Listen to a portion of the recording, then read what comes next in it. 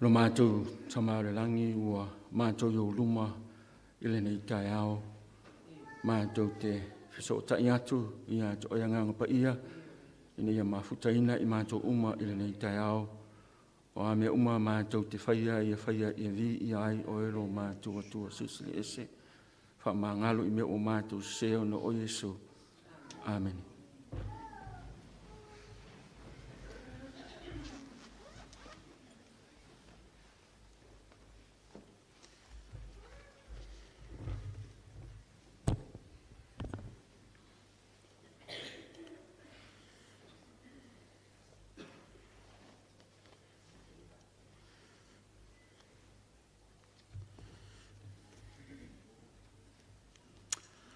Ele leile tua, taimi uma,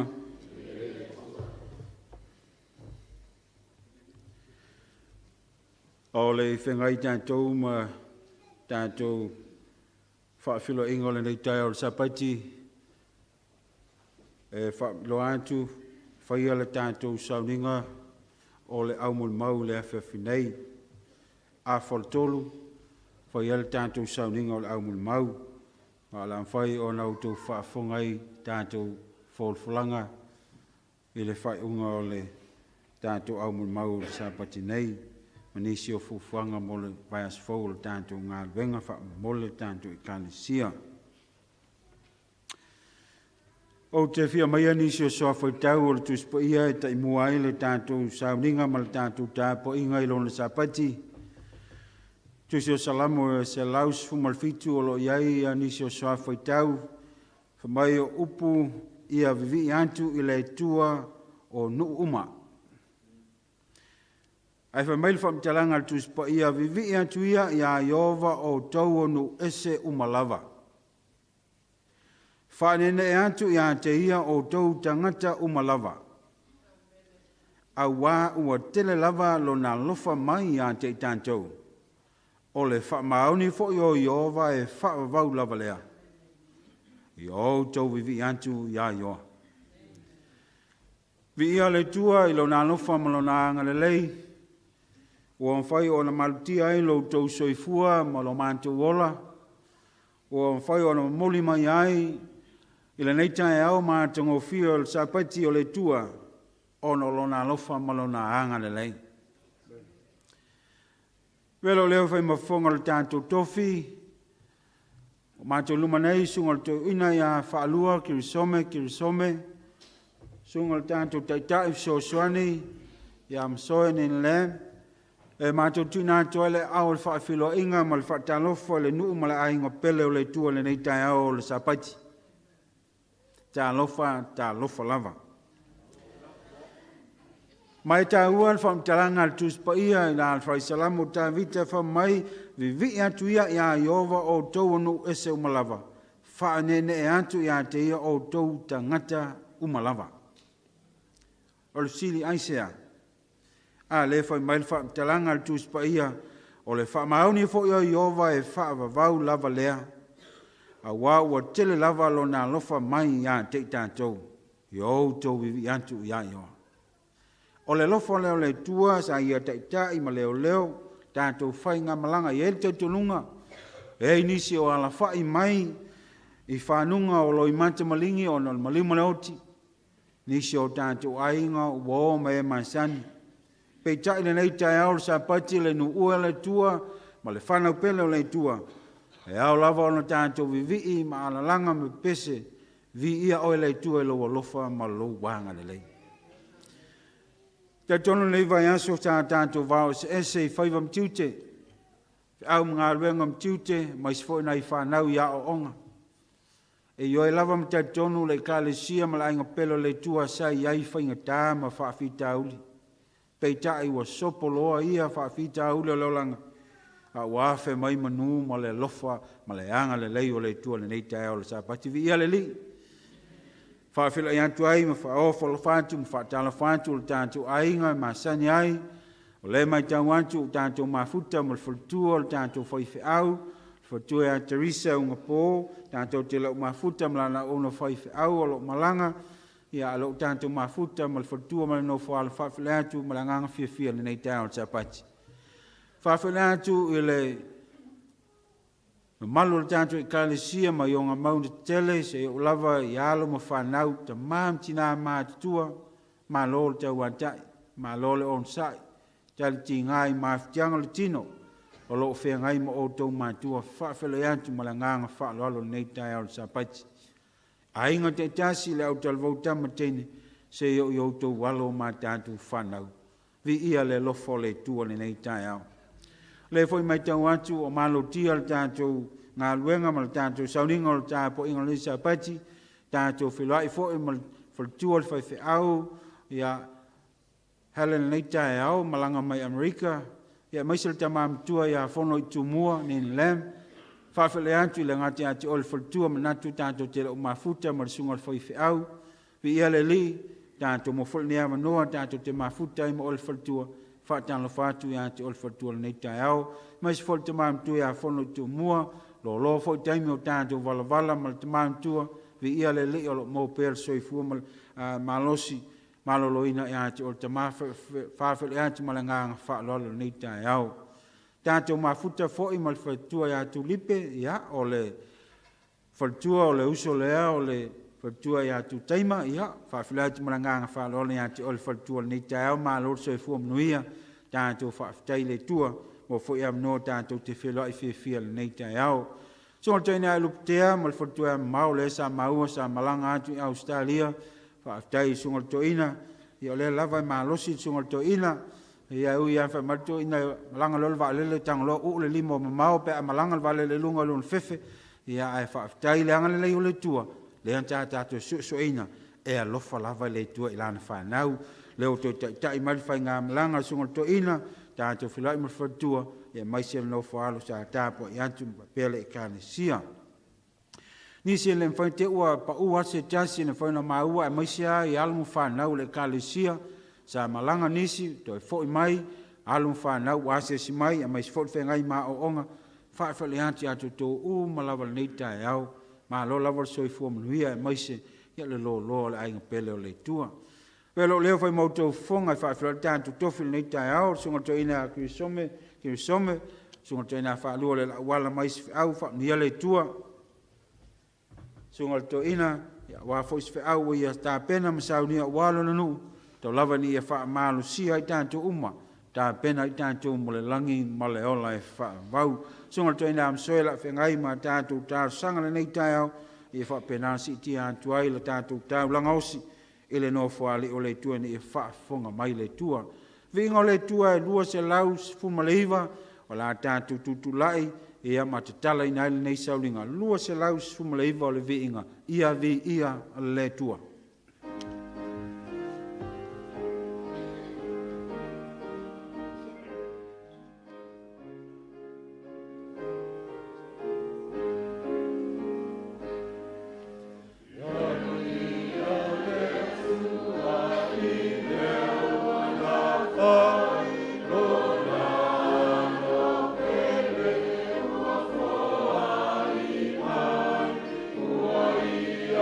To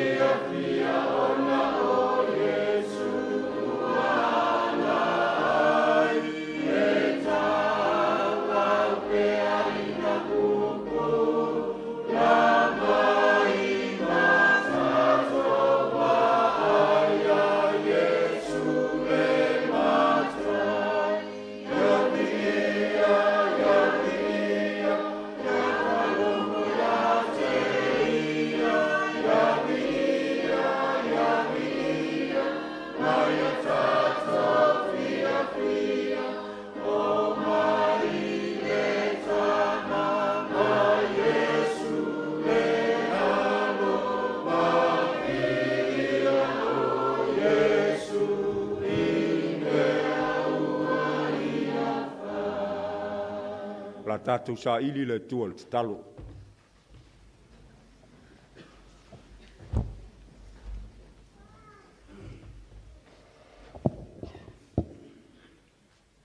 Lo mātou ta mao soifua e whaavavau lava i le langi.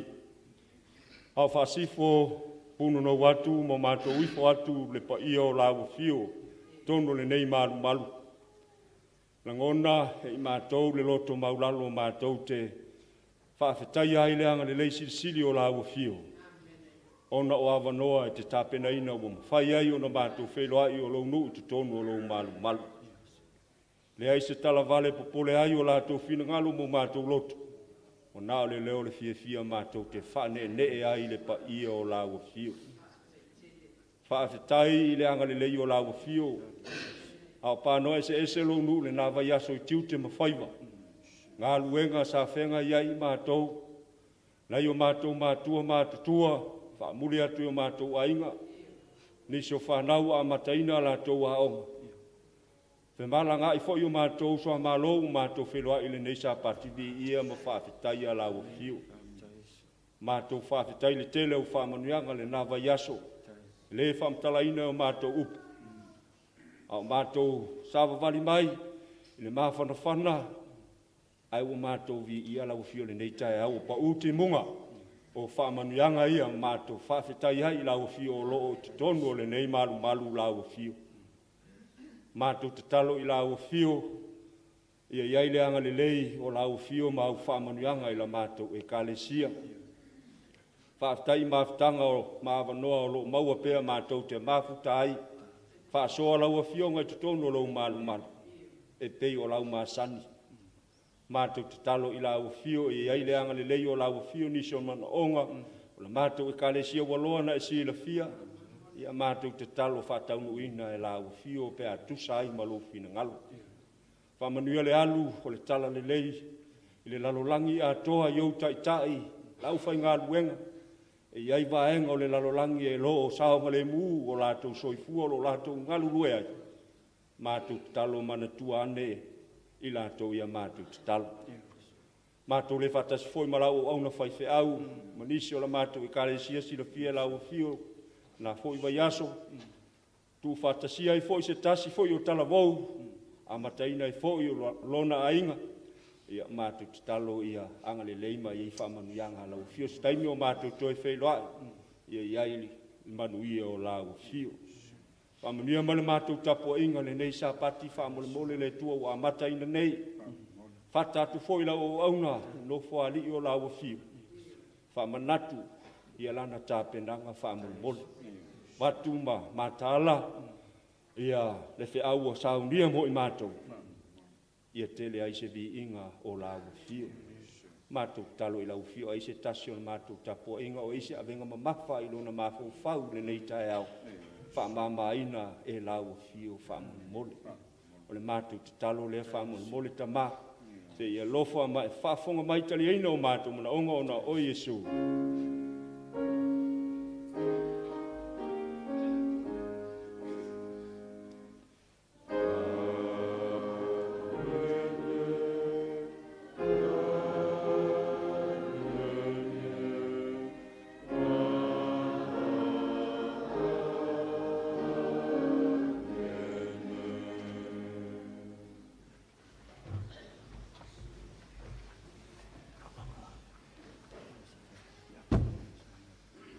Wala watu sunga i te akono mo le whamapoina o surua i mataulanga.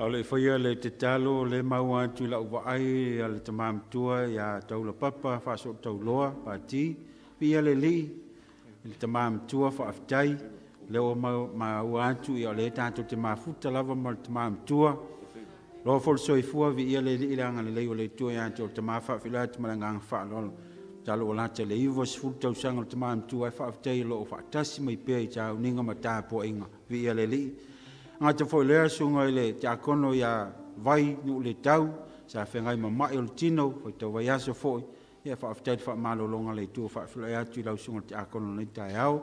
E maisi whoi whaitu e au whaiwa, leo mau atu, lea sa malanga mto isea, ia vi ele li utanto mafuta ma o le whatua, ma lo lau vi ele tona langa lei, te inga whai utanto mafuta nisa pati. Mlau mto wao la u whaia le te talo mo le tau langa. Le tua le titi ali vi inga fafo yantu ya te oe o na o sosia mal te mau inga mau whaamianga sa e foa i lo nuu mau tangata i le nāwai aso. O mātou fafo yantu o se vai ngai titi o ia whaamianga ato ai mal fafo yantu o le sfulua ipa ia la ufio. Le tua se e whaamia le whai ngā taulanga o tangata le nei tai au. Si le entu nāt whatasi mai mātou lunga le whata le ie. Ia e talia ina le whai ngā tau langa lo no ule tua. Whamia le fua i lo no nei tai au, nei whaalau te leinda i lo whina ngalo ne wawen so. Ia mantu wa ia oil matai o le ngalo wenga wa ea fio mai. Whamia mai ona o Isu. Amen.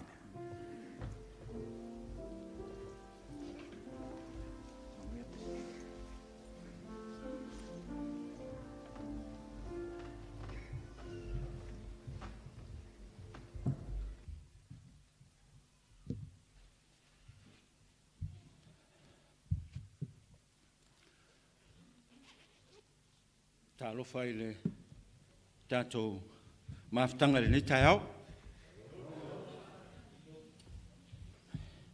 Te tonu sa mawose vai aso manuia. Ia ilo tātou e kalisia, ia mese foi ia malo o mawhaina tātou mafuta ia ile nei a sapati.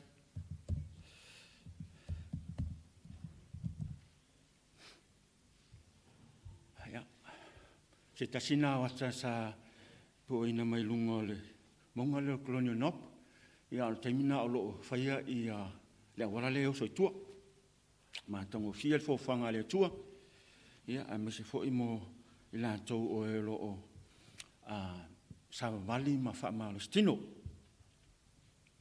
haftaia ia le ia sunga to ina manu taala mo le whawhilo inga o i tātou umalawa ina nei tai au le ngata foi lea ia ole sunga to ina mosoe ia mo tālo sanga e mo moli ai tātou uma i lumo le no foali i o tātou atua ni tai au ia toi whasau tō lua atu le whawhilo inga mo i tātou umalawa i le ni tai au a mese i la tau sa whaimalanga o i la tau fo i waasi si mai tonu le kālesia ia leo o tātou toi mafuta i le ni tai au.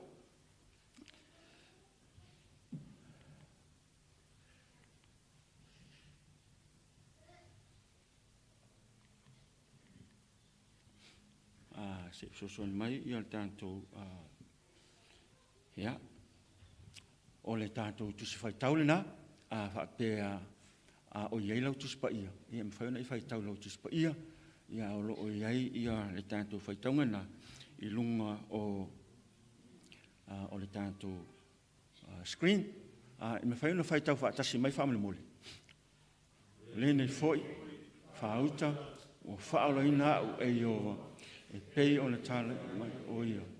O ia tau sanga e whanga fulu ma le lima. Talu o na tala. A o whewai Isara elu. O lene foi, whaauta mai ia. O wau nei e valunga fulu mo tau sanga i le aso nei. O lo tu mau lo malosi. Nei pei o le aso na au na atua ia o e mose. Pei o o loo whaapea lo malosi i le aso nei. Tau ale taua, maalu atu ma toe sau. O le nei, e te au le nei mau. Whita laia mai e iowa i. A wā o whaalonga oi. Sa i le mea o sa anaki.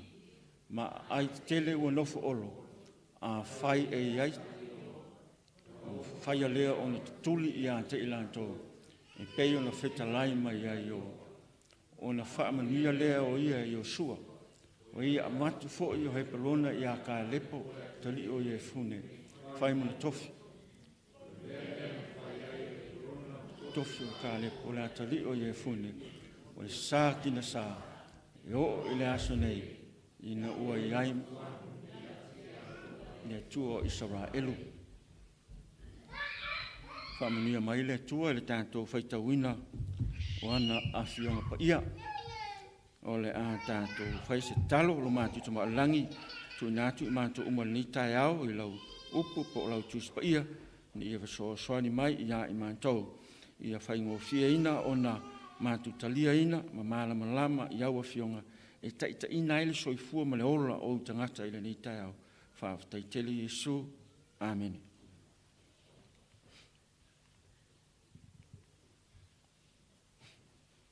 O whaatuina se manatu live well and be well. O la manuia ia e manuia. I lau oe whaasamoa iai. What does it mean to you? O le alo na winga o le autulea. O la manuia ia e manuia. It is a life filled with joy. And that joy comes from many different places.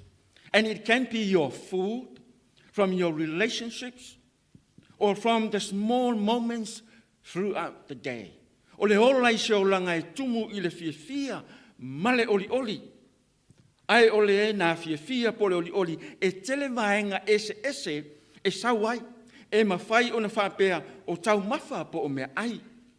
O mahafutanga I tonu o le ainga, ngā ruenga, a oa onga, whaalapotonga po le ekalesia. You might eat the right food or having a balanced diet, but still not feeling well. Or maybe you are stressed of anything, feeling distressed or sad that may affect your immune system. So it is like an ecosystem or the sea when some elements are missing or eliminated. A tonu o le leilau tau sami, o me ai pāleni, inu lau ipu vai, valu ipu vai le aso, whalai fafo le la, manaval e afelesi I fafo, ai te whaalongo ina lau, e iai ale me o whaale tonu I lau tino. What is stress? Stress, the threatening feeling that comes when we interpret our situation as being more than our psychological resources can adequately handle. O la ngona popole tupu mai pe ale mawhai o tātou mawhauwhau o na whaawasenga le awala e tali atu ai I whaafitauri. Depression,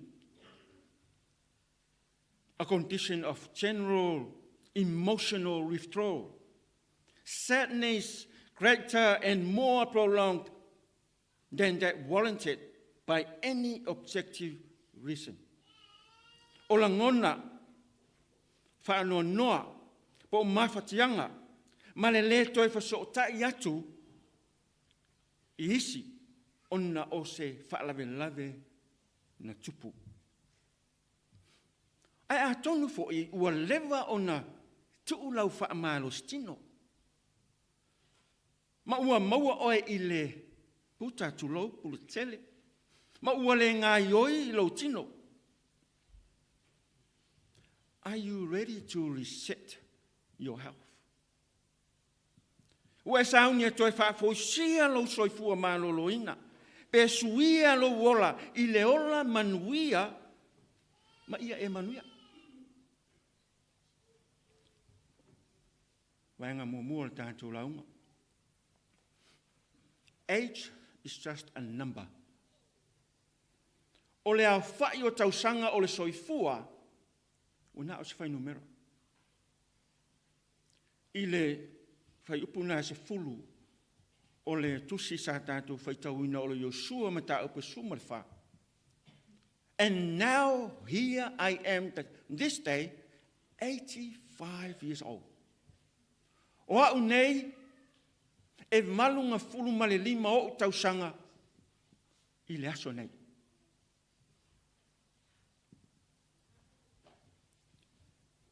E tau te sila mai i le atau to ina to lua. O lo whaafisa nga e ma fia. A o amo ina ia me mamafa. Have fun. Joy. O le siata, o le to ina o lo ta moe. I le tuunga. O lona suafa o Orville Rogers. The running man, 100-year-old world record. E mai le Texas i Amerika, 5 tausanga taluai, se lau tausanga. Ta moe. How old are you now? O le ale matua o lo soifua, i le taimi nei. Ia, o le aso fule nei, whamanatui nei. And how do you feel about yourself? Health-wise. La sau whaalongo i ate, oi, lo soifua maloloina. Se lau percent? 5%. Pes 10%, petasi 10%. O le tōtele o tangata ta alo i te tonu New Zealand, whapenako i Samoa, e mana na o i atu i whafo po Amerika, le atu Europa, e no nofo ma koleni ai, maua le marosi. E le ngata i lea e tele i a competitions, tau vanga, e compete ai. E maua le experience ma le tomai, ina ia maua pele marosi, e tau vai ta alonga, te tele o le lalolangi. Se tasi o vaenga tā ua, pe a whai e yeisi tangata o lo e tangata ngai iai as a role model. Yes. Usain Bolt. Tangata ta moe sawa. Aia ia, David Tua. Joseph Parker. Tātou ia na whaipele yaso ia. Tito mata wha. A whai e ma whai e ila tōne. E te tau fo'i o na mawhai e oe ma. Salamo lima su tasi whai upo e se fulu masani e tātou, create in me a clean heart, O God, and renew a steadfast spirit within me. Lea tuai, i e whaia se loto e mamā moa, ma i e whaafouina se loto mau i te tonu ia tiau. Tā ua le mamā le loto. Mana o amale tua. E le ai e wa ai iles. Pe te whai tio iles. O wha amalo si tino. E whaia se loto fau i ati oi. E te sapota iles. Whai se tala e fia ai. Lesi o lo fia wha amalo si tino. O le wha fi tauli o tātou tangata. O le melo le amu.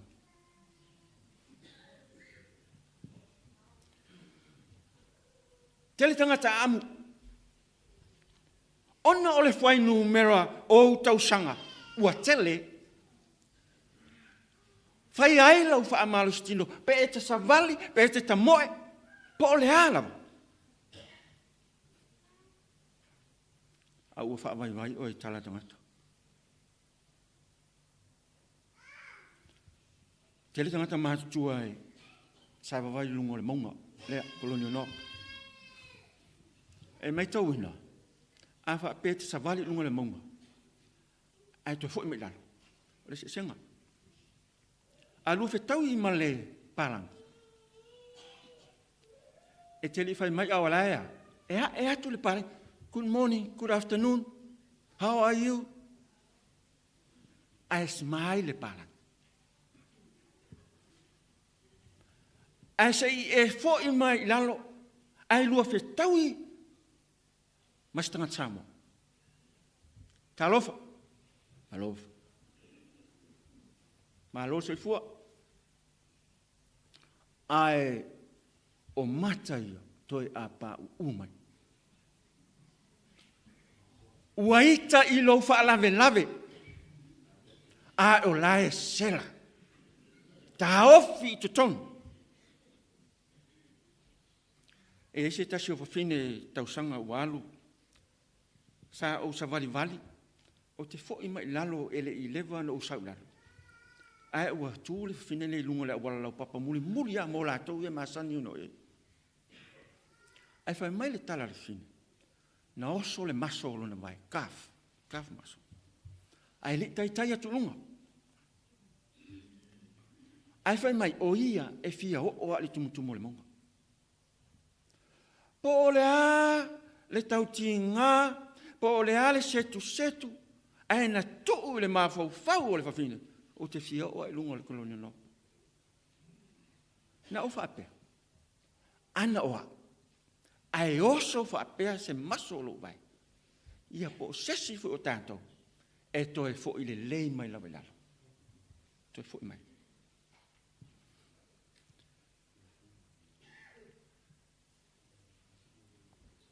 Mai ngai lua, mai ngara tato lau. Stay strong. Tu mau le whaamalosi. Consistency and honesty.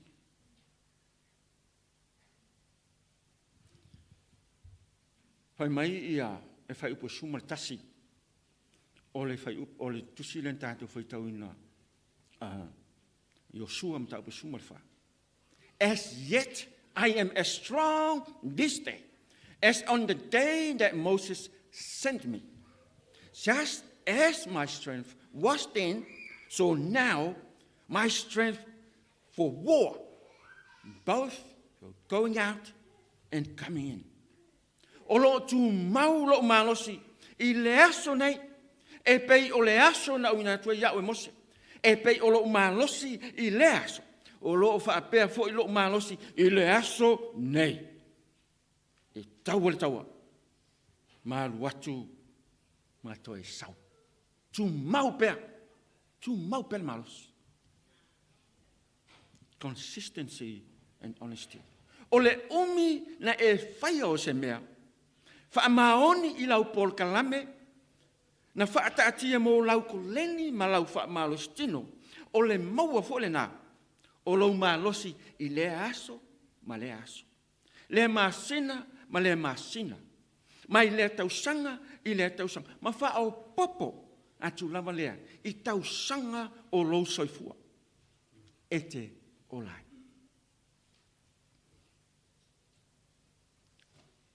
Limas fulu. Nisi ala ki ai o limas fulu. O nisa fulu. Wa eisi wa to tele fitsa fulu. E tolo pulo I nei ta mama tina ma tutua. O vale valus fulu I tausanga. Tamam tu ia ni pulsu o valus fulu tausanga o te tali tonu ona o le to ina na to angai e tausami leia me sami ile o se me aisa ale ngati le o le to ina sa lo va tu te metau e tu mau pela le mau a mata mal termina si o mal termina to te sila tau to I me asto ina no to ele falsa tu mau per malos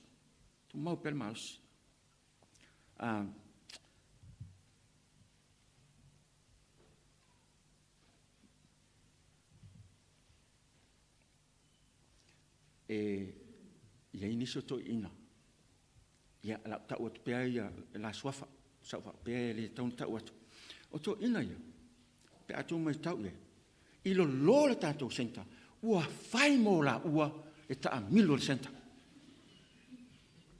O tito mata wha, matau tai e ne liku. E te lua, a tau mai tau iei. Te vai e, sa wali fia le tō lua lea. Sa vali fia, ona, ma na oe, fa malo se tino. Ala fo ia tama mo e mai ia. Tangata fo ia koleni le. Iloi, fale koleni ngala, koleni le lo. Ma ai tu yai, ta imali, si lima. Say hi.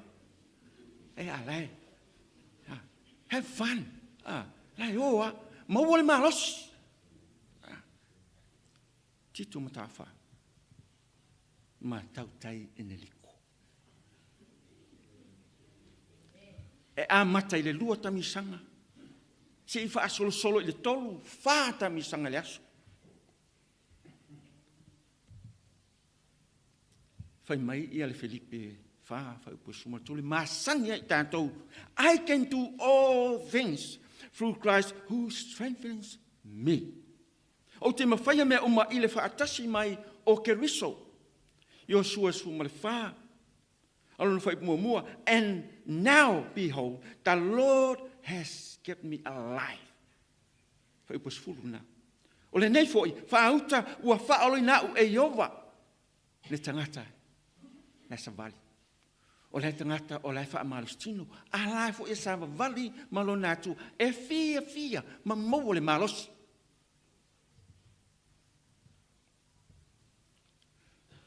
Fai upos suma lua. Ole Yosua le suma le fa. It may be that the Lord will be with me, and I shall be able to drive them out, as the Lord said. Fai e ia te au Iova, ona o mawhaia lea, ona tutuli ia te ilatou. E pei ona wheta laima ia Iova. O Iova, o le atua, e na te au mai le malosi ia te oima. Pai te talo i le atua. Te soso ni mai i le vai, ma le tau wha mai vai. A walau wha malostino. E hala nei wha malostino. Ono se ngā ruenga.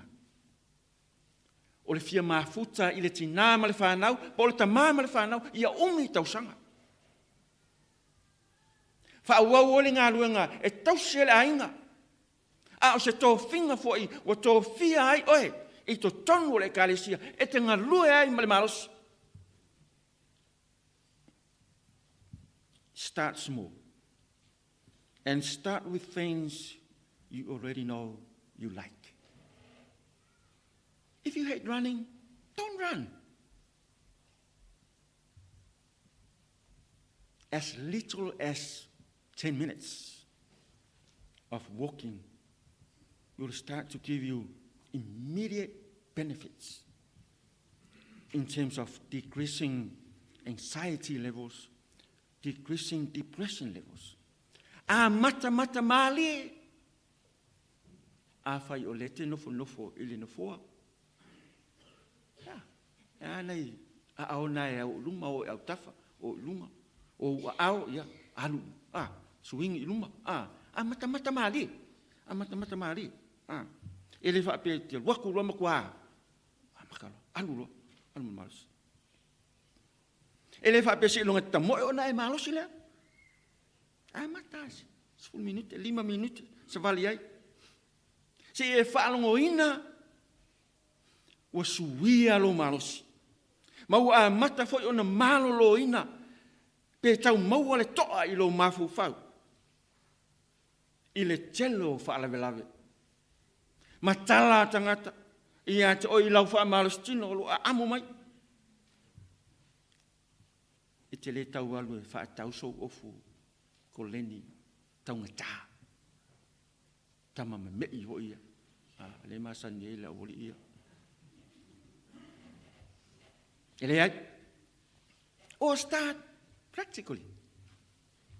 Turn your weekly cleaning session into workout session.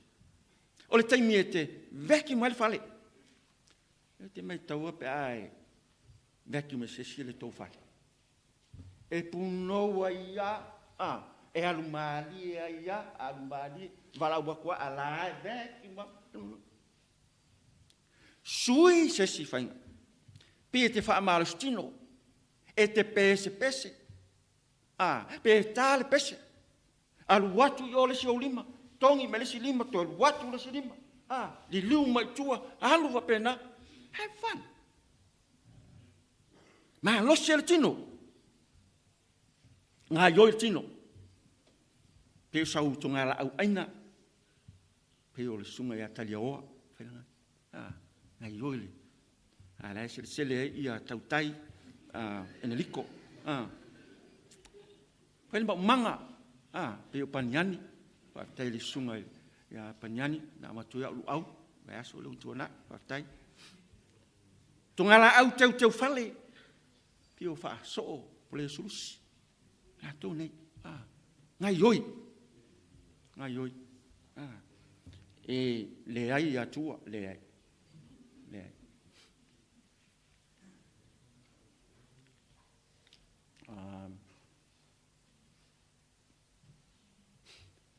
Vangana tolu.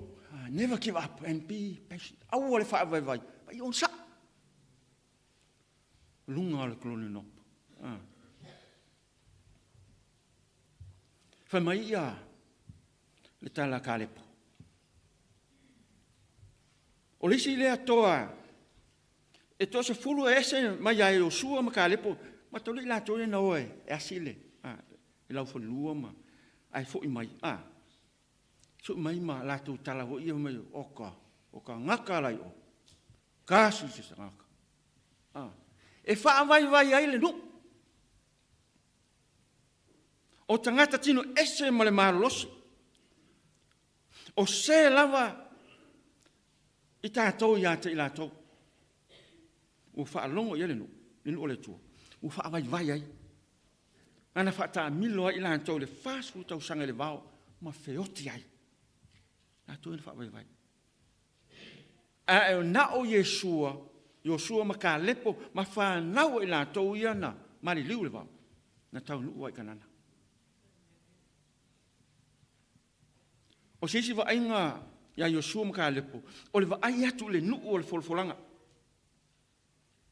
Tu le mawhau le mea le alu i ali malanga.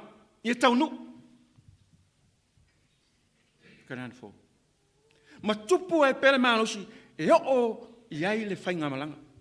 O le kou lea, sa ia Yosua mkalep, ia tau nuu kanana. Ai wha pe whea i tātou le nei tau. How about us? O ani mea o wha vai ai, oe i lousoi fua maloloina. Po ni tala fo ia tangata i ate oe. Po lea e toi ko leni ua matua. E oti tangata uma, o talane.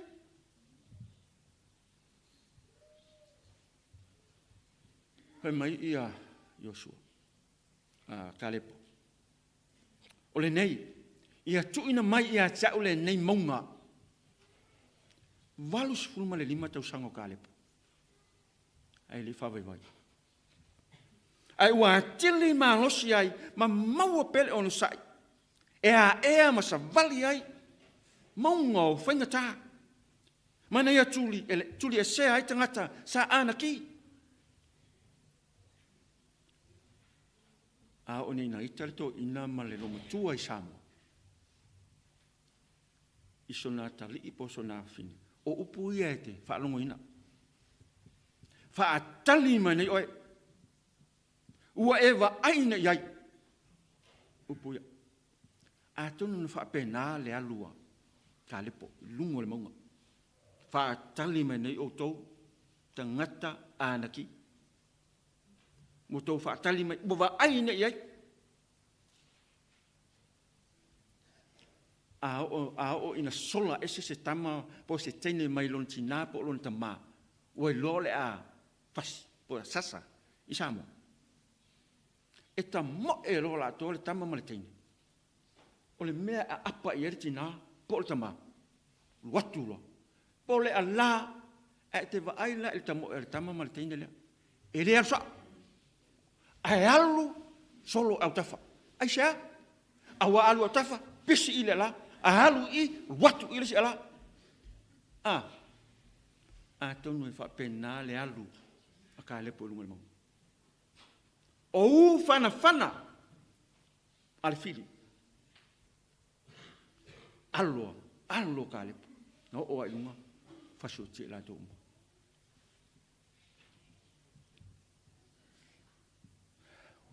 What are the mountains in our lives? Wani maunga, ilo soi fua malaola. Maunga o se, me maulunga, se whapitunga palapala, tulou. Maulunga. Mountains are the things that are beyond a man. The challenges confronting us at home, work, and anywhere. The mountains before man are all level grounds before God. Mountains stand to slow down the speed flow or put a stop to some endeavors in life. O maunga, o mea e whainga tā, ma whaafi tā uli o le soifuanga, e sili atu nei le poto ma le mawhawhau le tangata. O lu inga e whasa ngai, tātou i te tonu a inga o ngā ruenga, e ka le sia ma so se mea. Maunga e tū mai, e whaatalingi se, pē tāo fia, o tātou tau ma whainga, mō le luma nai manuia. How do you overcome the mountain of life? E whapewhia, o le mea moni, e le ma whaiona tātou tau fia. Maunga ia, po whawhi tauli o leo ranga ma suifuanga. E ma whai o na tātou ngā lulue, i le fofo o le whawhi tauli. We see a small problem and we can't get past it. The best way to overcome a mountain is to change your mind and attention towards the solutions rather than the worry. O le tele lava, e tātou te taui mani whaafi tāuli laiti, punta mai papis tulo. E tātou te le mawhai o na fofo, ai o le awala seli tātou te mawhai ai o na avese, ai maunga o whaafi tauri. O le awe o le tātou mawhau le fofo, ai le o le whaafi tauri. Mua. O le fofo le whaafi tauri, o lo te talo i le atua. Ma tui nā atu lo whaafi tauli i le atua. E whesoso ni mai ai le atua i le mawhau vai.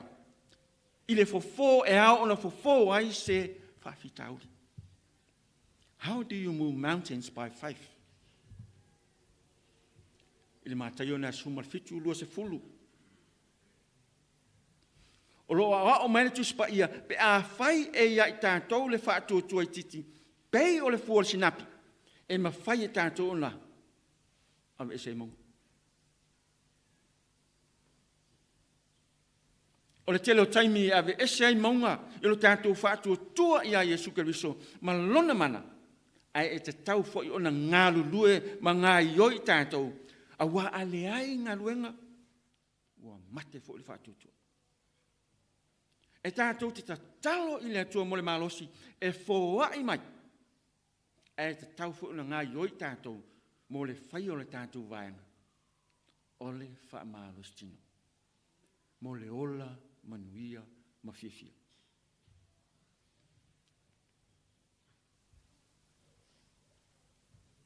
Be brave. Nothing can stop you. Ia toa le loto. E le aise mea tau whiai o e ma.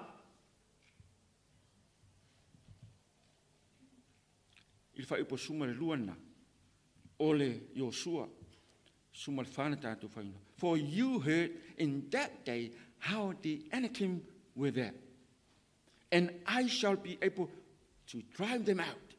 A wā e whaalongo oe i le aso, sa i le mea o sa anaki, a whai e ia te au Iova, o na uma whai a lea, o na tuli i ante i rato.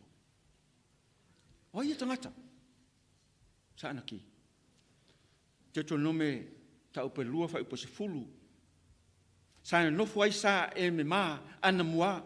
O le nuu lea e mala losi ma le toa tele e maua lulunga e pei o sa ana ki. Fa upe lusu ma le tasi o le teo no me lua. O le nuu lea e mala losi ma le toa tele e maua lulunga fo i e pei o sa ana ki. Teo no me ta upe iwa o le fa upe lua. O le nuu mala losi ma le maua lulunga o atali o ana ki ua e iloa. Ma ua e fa alongo ai ua fa apea. Po ai se, na te tua tu luma o atali o anaki. O tangata tino ese, maralosi, tangata ia. O ani mai ngol soifuanga. E mana o mi ai lo loto tele, o na o leongotia male matautia, i lauva ai faa le tangata soifua, pe o le va ai o tangata pala ai o Israelu, male fefe ia anaki. Ai maise le ola manuia ma le fiafia. Whaate te inga. O le taunga tā o le soifuanga. Ma le uti o le seleni. Ua le manatu ai, le tu ainga mea ai, ele le, ma tala whengai, i le tino soifua maloloina. Ai ua piki lawa le taunga o fie, ma whetau i ma le seleni. Ua le popole pe whetaui mao ngā i le ola manuia o le tangata. E mana o mia ai le toa le loto. E fua te tau le lei ai, ma pākeki le lei ai. E whaatau ai tau mafa o lo mana o mia e le tino mo le ola ma lolo ina le lei.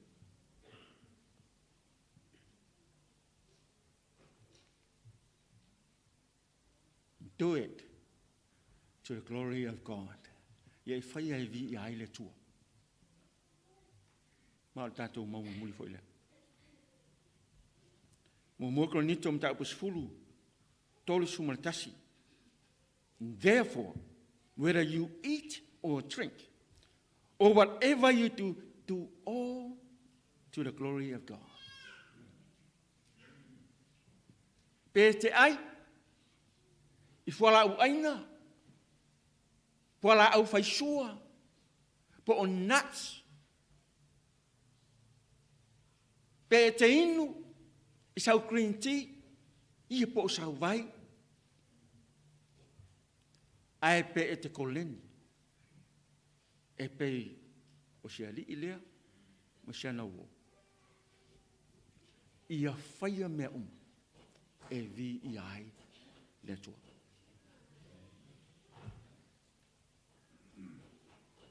Ole fesili. Po ua e sa uni i le netau sanga e toi suia oe. Ma toi wha a fo i lo malosi. Pei ona iai. Le taimi o le talabo. E te fia mafuta umi i lo ainga. E te fia ola manuia. Ma ia e manuia i mea umarau.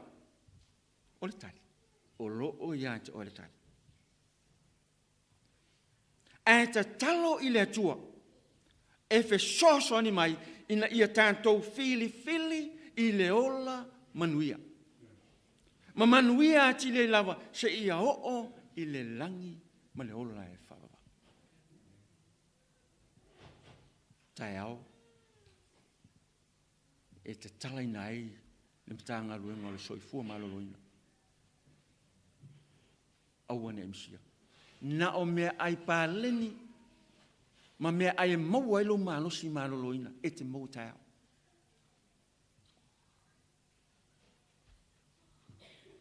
O lea ungani ale taitai, ia sieni tua oi, sui taitai ia whaasoo, tau loa puleia sulusi, ia mapaulo, taala,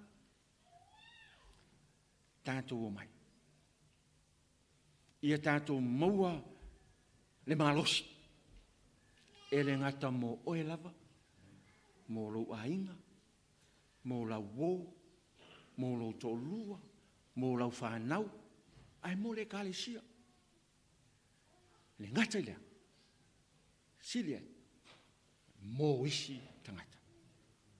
Ina ia tātou maua le malosi uma, e tātou te au nai mo isi. Ina ia tātou iai, i le langi ma le ola e whaavau. O lo iai manuia, o Sauniga e le atua. Mo tātou. Soafa Yesu. Amen.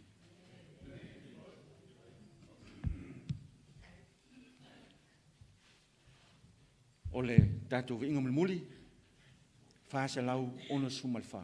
Whaasa lau ona sumalwha, le vi inga o le wha inai le Sauniga o le launga i tau whaatai.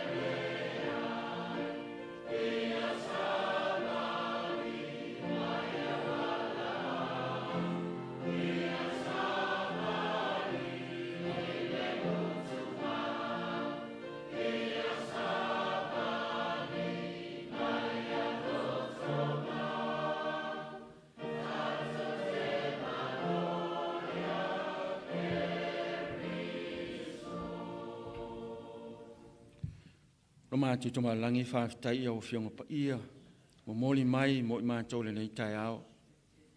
Whamanatu mai ai I a te I mātou e te le manao I a te I mātou te le maua manuia mai a te oe. Ai a mātou wola I a maua ia manuia. Whesoasoani mai I a I mātou o le olanga ma le soifuanga nei. Te le mai ma wha mai. E wha whita uli, e wha pēnā ona whai ma maunga I le wāo I mātou ma lau whio. Ai mātou talo I a toi le eise mea whaingatā I a toi. E whesoasoani mai ne o mātou maua le manos. Mātou te whai ai lau ngā luenga ai mese o le tala I atu o lau whina ngalo isi tangata. Whaamanuia I lau nuu, whaamanuia I tangata uma I lau malu mese fo I lātou, whaafonga mai lunga o penga te whailangi. Whaamanuia e na asi esi mai lo mātou atua se sile ese. Ono o Yesu o mātou wole mavala au atuene. Amen. Amen.